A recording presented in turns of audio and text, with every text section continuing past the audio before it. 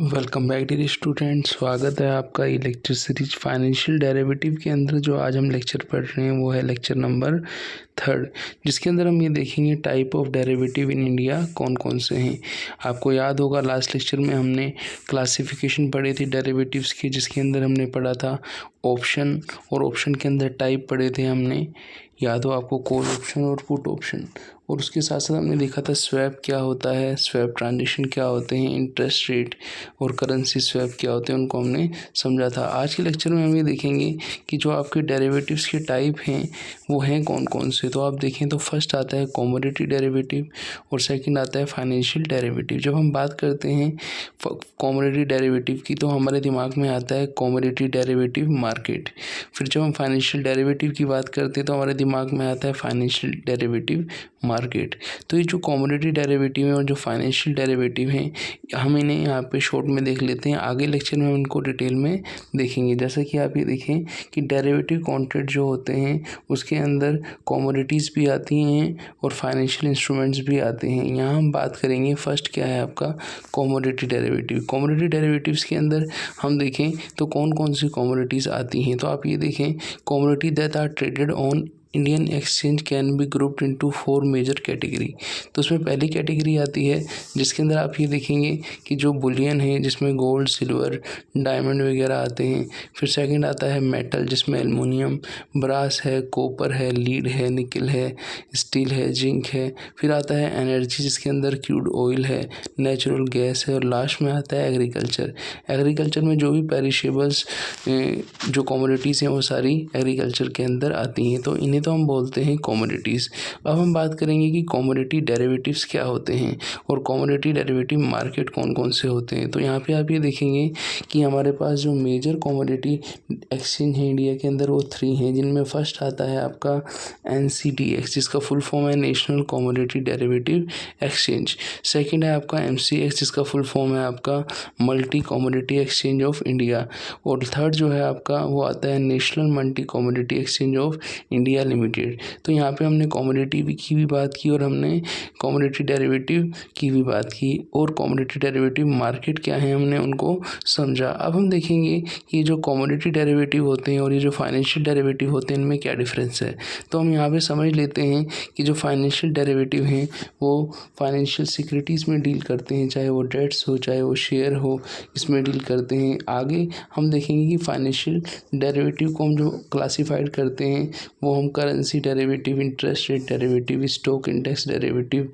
और इंडिया के अंदर हम ये देखें तो स्टॉक जो है आपके स्टॉक एक्सचेंज जो हैं, जैसा कि आप देखें BSE बॉम्बे स्टॉक एक्सचेंज और NSE नेशन स्टॉक एक्सचेंज जो हैं आपके रिकॉग्नाइज स्टॉक एक्सचेंज हैं। तो हमने कमोडिटी को समझा, कमोडिटी के जो कमोडिटी डेरिवेटिव को समझा और उनके मार्केट को समझा। अब हम फाइनेंशियल डेरिवेटिव्स के साथ साथ फाइनेंशियल मार्केट और कमोडिटी मार्केट के अंदर हम डिफरेंस को समझ लेते हैं। यहाँ पे आप ये देखेंगे कि लेक्चर 4 जो है उसके अंदर हमने इस डिफरेंस को देखा है। आप ये देखें तो यहाँ पे डिफरेंस दे रखा है, difference between cash versus derivative market, और सेकंड डिफरेंस दे रखा है कमोडिटी डेरिवेटिव मार्केट और फाइनेंशियल डेरिवेटिव मार्केट। हालांकि हमने अभी कमोडिटी डेरिवेटिव पढ़ा है और फाइनेंशियल डेरिवेटिव पढ़ा है तो इनके डिफरेंस को हम समझ लेते हैं।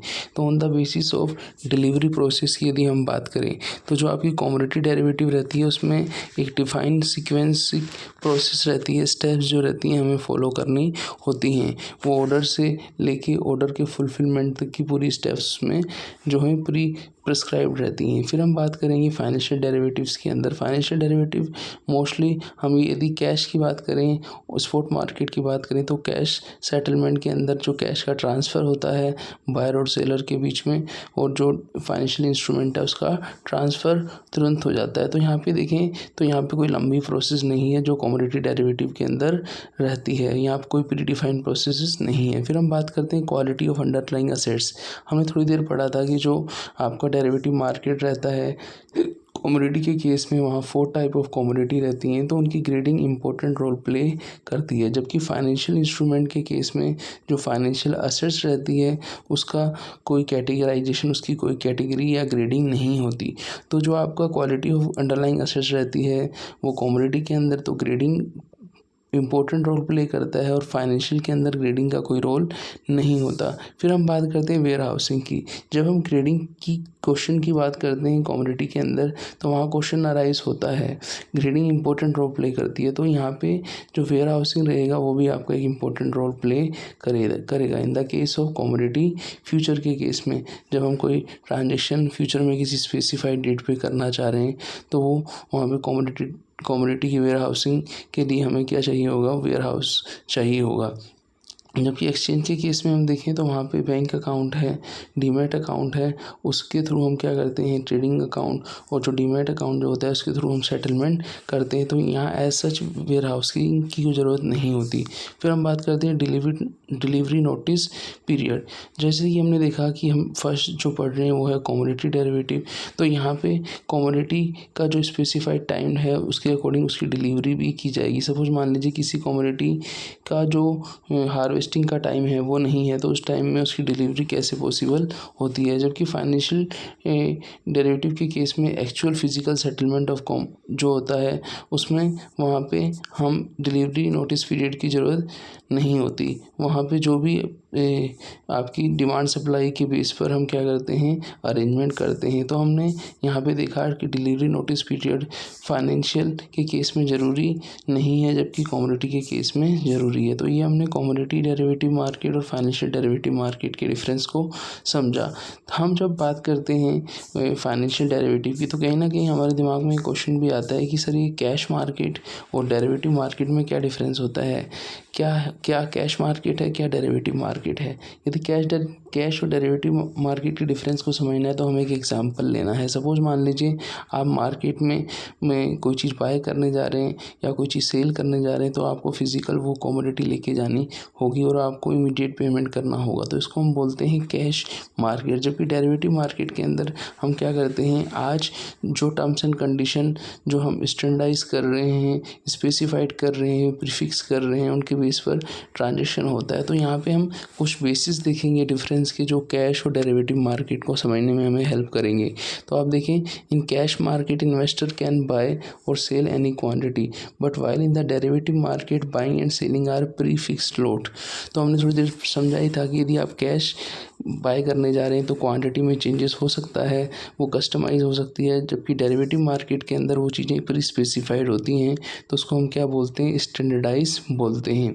जो आपका कैश मार्केट रहता है वहाँ पे टेंजिबल असेट्स का होना ज़रूरी है। तो सेकंड जो पॉइंट आता है, only tangible assets are traded in a cash market, but derivative के केस में ऐसा नहीं है, वहाँ टेंजिबल इंटेंजिबल दोनों ही ट्रेड हो सकती हैं। फिर हम बात करेंगे कि यूज़ जो होता है, जो कैश मार्केट का यूज़ किस पर्पज़ से होता है और डेरिवेटिव मार्केट का यूज़ किस पर्पज़ के लिए होता है। जब हम कैश मार्केट की बात करते हैं तो कहीं ना कहीं इन्वेस्टर इन्वेस्ट करना चाहता है, और अदर हैंड जब हम डेरिवेटिव मार्केट की बात करते हैं तो वहाँ हेजिंग हम पढ़ेंगे, आर्बिट्रेशन हम पढ़ेंगे, स्पेकुलेशन हम पढ़ेंगे। तो डेरिवेटिव का पर्पज़ ही हेजिंग करना जो रहता है, आर्बिट्रेशन करना, स्पेकुलेशन करना होता है। इन्हें हम नेक्स्ट लेक्चर में डिटेल में डिस्कस करेंगे। फिर हम बात करते हैं कि जो नीड जो रहती है जब हम कैश मार्केट की बात करते हैं तो वहाँ पे एज सच जो नीड रहती है, to trade in a cash market the investor need to have a trading and demat account और इन्वेस्ट इन ए फ्यूचर। यदि फ्यूचर की हम बात करते हैं तो हमें ट्रेडिंग के साथ साथ डीमैट अकाउंट भी चाहिए। जबकि इन्वेस्टर जो रहता है उसको ओनली जो फ्यूचर ट्रेडिंग अकाउंट ही चाहिए होता है in the case of derivatives. फिर हम बात करेंगे कैश मार्केट में जो ओल्ड फंड होते हैं वो इन्वेस्टेड होते हैं अपफ्रंट, कि आपको पहले पेमेंट करना होता है तब आपको उसकी डिलीवरी दी जाती है। जबकि फ्यूचर मार्केट में ऐसा नहीं होता है, आपको मार्जिन या जो ऑप्शन का जो प्रीमियम है, मार्जिन मनी वो है वो पे करना है, आपको टोटल अमाउंट पे नहीं करना है। और जब ऑप्शन एक्सरसाइज किया जाएगा तब आपको जो है, यदि डील अच्छी लगती है तो आप टोटल अमाउंट पे करेंगे, नहीं तो आपका मार्जिन जो है वो लैप्स हो जाएगा। फिर हम बात करते हैं ओनरशिप की। जो इन्वेस्टर जो है कैश मार्केट के अंदर सिक्योरिटीज़ को, कैश को ट्रांसफ़र करके सिक्योरिटीज़ को, अंडरलाइंग असेट्स को क्या करता है, बाय करता है। तो वहाँ पे जो आपका इन्वेस्टर जो रहता है उसको होल्ड ओनरशिप मिल जाती है। जबकि डेरिवेटिव के केस में ओनरशिप तभी ट्रांसफ़र होती है जब ऑप्शन जो है ऑप्ट किया जाता है या जो टाइम जो होता है एक्सपायर होता है, क्योंकि ये फ्यूचर के लिए किया जाता है। तो यहाँ पे हमने देखा ऑन द बेसिस ऑफ कि ओनरशिप के बेस पे कि जो आपकी कमोडिटी है उसके केस में ओनरशिप, और जो आपकी फाइनेंशियल डेरिवेटिव है उसके केस में ऑब्लिगेशन, जो आपकी ओनरशिप है उसको हमने समझा। फिर हम देखते हैं डिविडेंड। जब हम कैश मार्केट की बात करते हैं तो इन्वेस्टर डिविडेंड चाहता है, जबकि हम बात करते हैं डेरिवेटिव मार्केट के अंदर तो वहाँ डेरिवेटिव में इस तरीके का डिविडेंड जो कैश मार्केट में मिलता है वो नहीं होता।